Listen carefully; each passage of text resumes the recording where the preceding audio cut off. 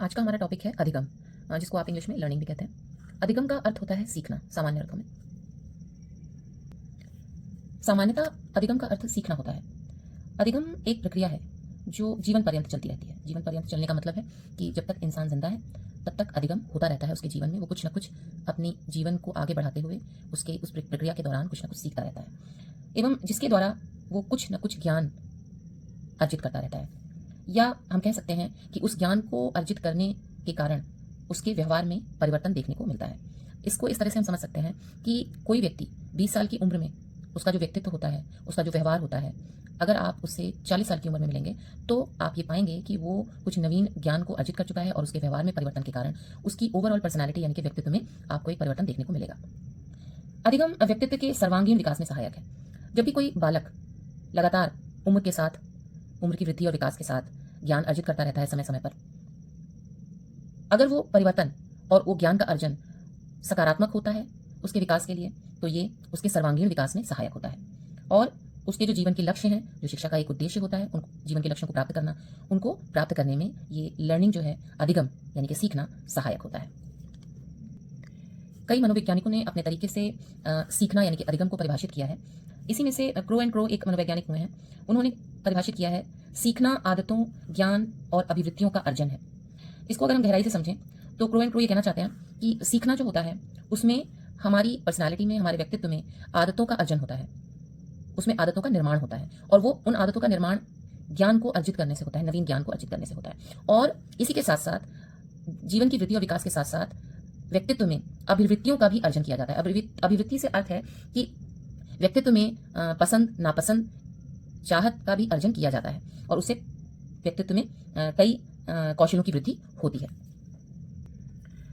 व्यक्ति जब नवीन ज्ञान को सीखता है तो उन कार्यों को करने के लिए वो नए नए तरीके सम्मिलित करता है और इसकी शुरुआत व्यक्ति द्वारा किसी भी बाधा को दूर करने के लिए हो सकती है या नवीन परिस्थितियों में अपने समायोजन को लेकर भी हो सकती है। यानी कि जो सीखने की प्रक्रिया होती है उसके पीछे जो कारण होते हैं उनमें से एक कारण ये हो सकता है कि बालक या कोई व्यक्ति किसी बाधा को दूर करने के लिए कोई चीज़ सीखता है और किसी परिस्थिति में अपने समायोजन को सुनिश्चित करने के लिए भी वो नई चीज़ों को सीखता है, नए ज्ञान को सीखता है। इसके माध्यम से व्यवहार में उत्तरोत्तर परिवर्तन होते रहते हैं तथा ये व्यक्ति को अपने अभिप्राय अथवा लक्ष्य को पाने में समर्थ बनाती है। इस बात को अगर इस तरह से समझें कि लगातार बढ़ते हुए विकास के साथ व्यक्ति के व्यवहार में परिवर्तन देखने को मिलता है। वही उदाहरण कि व्यक्ति आज जो है वो आज से 10 साल बाद नहीं रहेगा, आपको उसके व्यवहार में, उसके ओवरऑल पर्सनालिटी में, व्यक्तित्व में परिवर्तन देखने को मिलेगा, जिसका आधार जो है वो अधिगम है, जो उसने लगातार अधिगम किया है ज्ञान के द्वारा।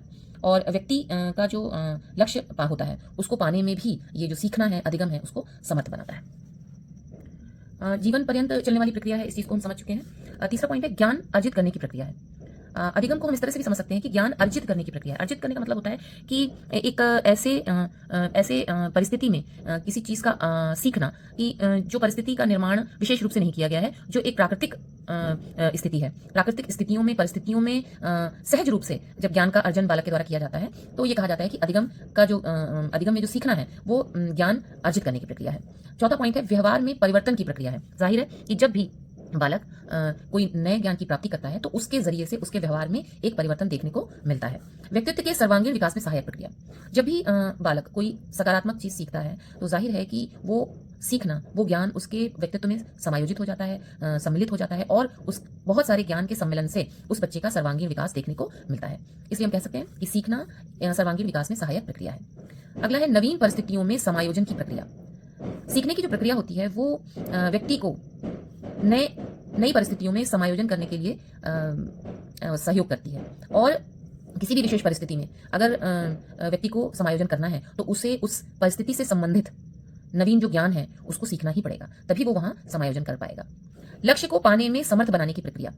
किसी भी लक्ष्य को प्राप्त करना है तो उससे संबंधित जितना ज्ञान है और जो भी वास्तविकताएं हैं, जानकारियां हैं, उसको जब तक व्यक्ति हासिल नहीं करेगा, अधिगम नहीं करेगा उनका, तो वो उसको पाने के लिए समर्थ नहीं हो सकता। तो लक्ष्य को पाने में समर्थ बनाने की प्रक्रिया भी है अधिगम।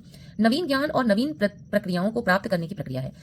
वुडवर्थ जो मनोवैज्ञानिक हैं उन्होंने अधिगम को इस तरह से परिभाषित किया है और उन्होंने खास तौर पर ये बात कही है कि जो जब सीखने की प्रक्रिया होती है तो उसमें नवीन ज्ञान और नवीन प्रक्रियाएं शामिल होती हैं और इनका सीखना उसमें देखने को मिलता है अकॉर्डिंग टू वुडवर्थ। अनुभव और प्रशिक्षण के द्वारा व्यवहार में होने वाले सुधारात्मक परिवर्तन, ये कहना है रूट्स और अन्य। इनके अनुसार जो सीखना होता है उसमें एक अनुभव की जो प्रक्रिया है वो बार बार दोहराई जाती है। प्रशिक्षण के द्वारा व्यवहार में होने वाला सुधारात्मक परिवर्तन है, तब हम उसको बोलेंगे कि अधिगम हुआ है।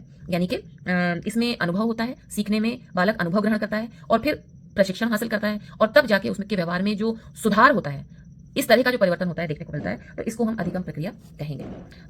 हिलगॉर्ड के अनुसार अभ्यास अथवा प्रशिक्षण द्वारा व्यवहार का उद्भव अथवा परिवर्तन, अभ्यास यानी कि प्रैक्टिस अथवा प्रशिक्षण द्वारा व्यवहार का उद्भव होना यानी कि व्यवहार का निर्माण होना अथवा परिवर्तन या पुराने व्यवहार में कुछ परिवर्तन देखने को जब मिलता है, तब हम कहते हैं कि अधिगम प्रक्रिया हो रही है।